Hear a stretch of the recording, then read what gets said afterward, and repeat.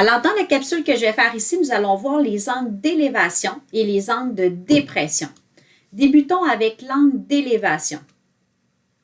Alors, pour l'angle d'élévation, la définition, c'est que c'est un angle qui est situé au-dessus de l'horizontale.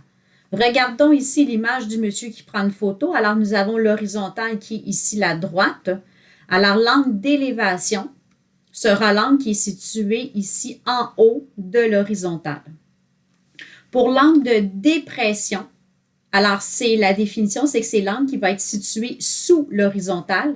Alors, c'est l'angle qui est situé en dessous ici. C'est mon angle de dépression. Donc, c'est à partir du niveau des yeux quand on regarde vers le bas. Donc, si on penche la tête, par exemple, de 10 degrés vers le bas, vers le sol, alors c'est mon angle de dépression. Si nous regardons un petit dessin ici que nous avons, alors nous avons ici une montagne, nous avons deux amis. Alors, une qui est rendue, je pense que c'est une femme, là, c'est pas évident à voir sur le dessin. Nous avons quelqu'un qui est situé là, sur le sommet de la montagne, une personne en bas qui lui fait des bonjours. Alors, la personne, par exemple, qui est en bas au niveau du sol, donc l'horizontale, c'est le niveau du sol, elle regarde son ami vers le haut. Alors, l'angle d'élévation, dans ce cas-ci, sera ici. Donc, c'est l'angle, par exemple, elle lève la tête, par exemple, de 30 degrés vers le haut de la montagne. Alors, c'est son angle d'élévation. Si on se met, par exemple, à regarder là, par rapport à la personne qui est située en haut de la montagne, l'horizontale, c'est la ligne qui est tracée ici.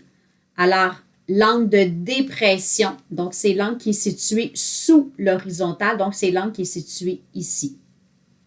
Par rapport à ces deux angles-là, on peut les comparer ici parce que nous avons deux droites parallèles. Et lorsque nous avons deux droites parallèles, donc les deux angles ici, ce sont des angles alternes internes. Et nous savons que lorsque nous avons deux droites parallèles, ces deux angles-là, alternes internes, seront isométriques. Alors, nous allons écrire ça là, sur la ligne ici. Alors, deux angles alternes internes.